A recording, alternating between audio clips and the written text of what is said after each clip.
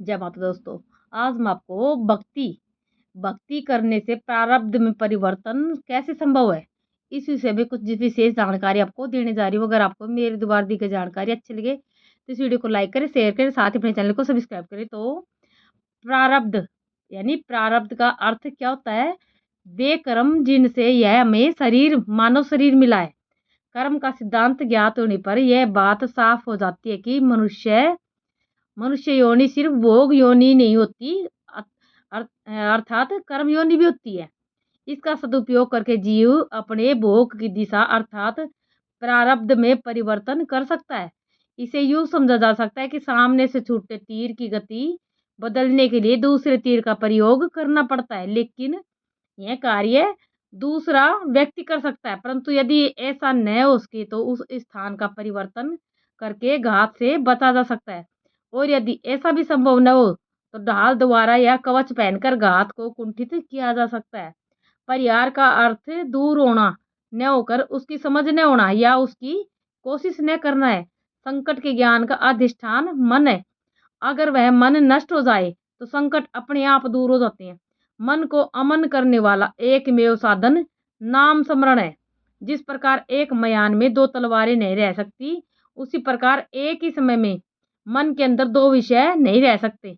मन को नाम स्मरण की आदत डाल देने पर भौतिक विषयों तथा संकटों का चिंतन करने के लिए उसके पास समय नहीं बचता। तात्पर्य है कि संकट प्राप्त होकर भी उसका प्रभाव नहीं रहता।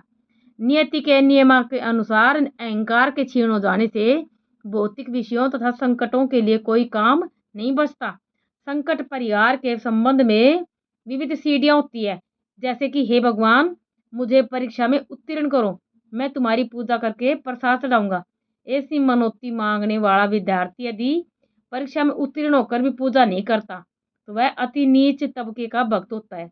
और मनोती मांग कर और बाद में उसके अनुसार पूजा करने वाला कनिष्ठ श्रेणी का भक्त होता है। और तीसरा होता है, परमात्मा मुझे उत्तीर्ण कर, मैं आज तेरी पूजा करता हूँ।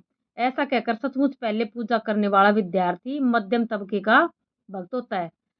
और परमेश्वर मुझे उत्तीर्ण कर या अनुत्तीर्ण कर, किंतु अनुत्तीर्ण होने पर उसका दुख सहन करने की शक्ति मुझे दे, मैं उसके प्रीत्यर्थ आज ही से तुम्हारी पूजा करता हूँ। ऐसा कहने वाला विद्यार्थी सबसे श्रेष्ठ भक्त होता है।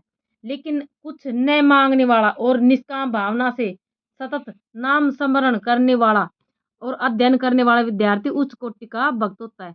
भगवान के भक्तों की स्थिति नवजात शिशु के जैसी होती है।